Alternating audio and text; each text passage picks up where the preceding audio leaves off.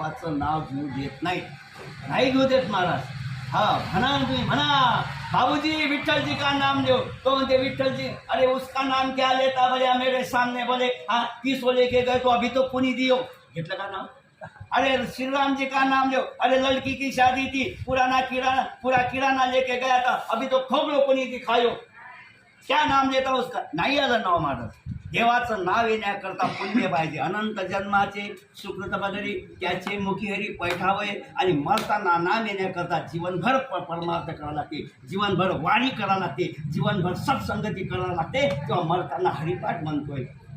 अनेक लोक मरताना भगवंताचं नामस्मरण केले त्याला उत्तम गती म्हणतात, आणि उत्तमोत्तम गती ही संतांना भेटे।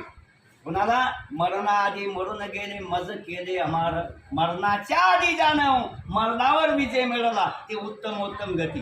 का ही गती कशी ओळखावी? की घरी का कैकटी, नरकी का वैकुंठी, गिरी का कपाटी, हे स्मरे ना पुढे जो जैसा। अरे तो स्वर्गात आहे की इथं आहे, नरकात आहे, तो घरी आहे की स्मशानभूमीत आहे, त्याच्यावर अंगावर कपडे आहेत की नाही हेही ज्याचं भान नाही, याला म्हणतात उत्तमोत्तम अवस्था, ज्याने मरणावर विजय मिळवला। गजानन महाराज कपडे होते काय?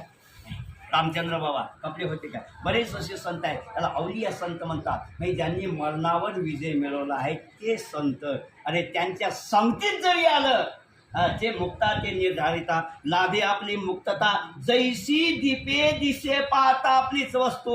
अरे त्याच्या संगतीत जरी गेलं, त्याची नजर जरी आपल्यावर पडली ना, आपल्या जीवनाचं कल्याण आहे। म्हणून संताची संगती कोणताही महात्मा भेटो, न जाणे कोणा सवे घडे उपासना, होया वचना पाली तसे। हां त्यांची संगती घडावी म्हणजे उत्तम मरण होते, आणि हे सगळं साध्य होते फक्त कर्माने। रावण महान होता, कोण होता? 33 कोटी देव ज्याच्या घरी नौकर होते, समुद्राचा वेढा, श्रीलंका सुवर्णाची नगरी, 1.25 लाख नातू, 1.25 लाख पंतू, 80,000 पत्न्या, आणि हा एक बाबा एवढं मोठं। आता जर या जमान्यात तो इलेक्शन जे उभा राहिला असताना बिनविरोध निवडून आला असता, एवढं वैभव त्याच्याजवळ, पण मला सांगा ते कवरी गेली नाही का? अरे ब्राह्मणाच आहे, पौलस ते ऋषी कथमन्यदारा, हरणे दोषम न विज्ञातवान। अरे पुलस्त ऋषीचा वंशज, विश्रवाचा मुलगा ऋषीचा वंशज आहे, ब्राह्मण कुल आहे, तरीही नरकात गेला का?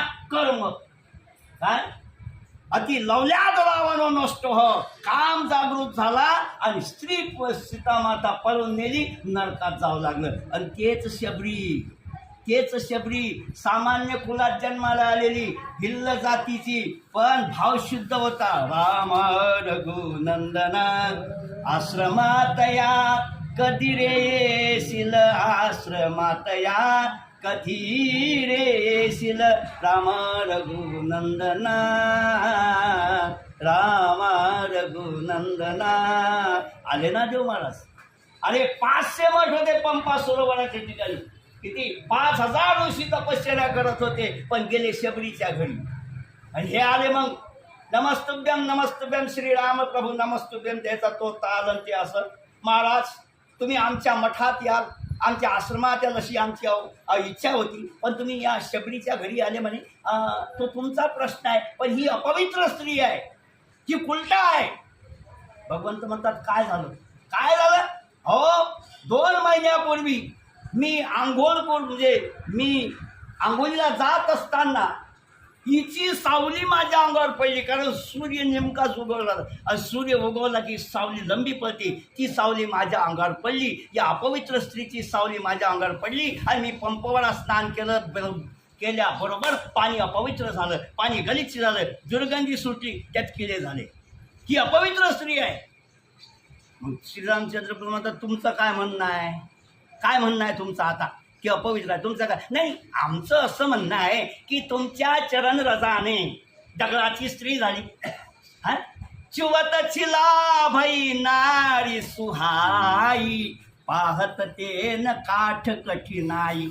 जर तुमच्या चरणरजाच्या स्पर्शाने दगडाची स्त्री होते, तर तुमच्या चरणरजाची माती ते चरणरज पाण्यात टाकले तर पाणी शुद्ध होणार नाही का? भगवंत म्हणतात घेऊन जा, नेला भगव भगवंताच्या चरणराजाची माती घेतली आणि पाण्यात टाकली महाराज. विपरीत झालं. ते किडे मोठे झाले आणि त्याला फकं फुटले आणि त्यानं यायले सोमले गाणी कशासाठी?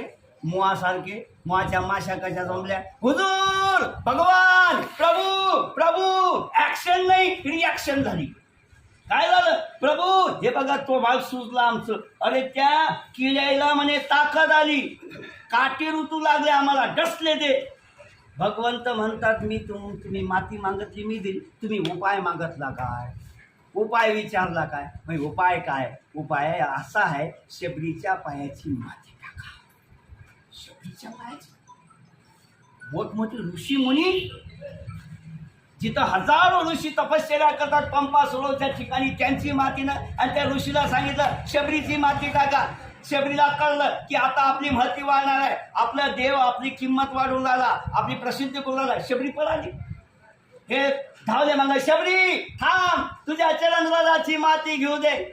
भगवंता वेड्यांनो इकडे हजारो वर्ष तपश्चर्या करून अजून एवढी अक्कल नाही आली. अरे जिथं पाय पडला ती शबरीचे काय पायाची काय आली माती आहे ना, त्या पायाची माती घेतली महाराज आणि पंपा सरोवरात टाकल्यावर पाणी निर्मळ झालं.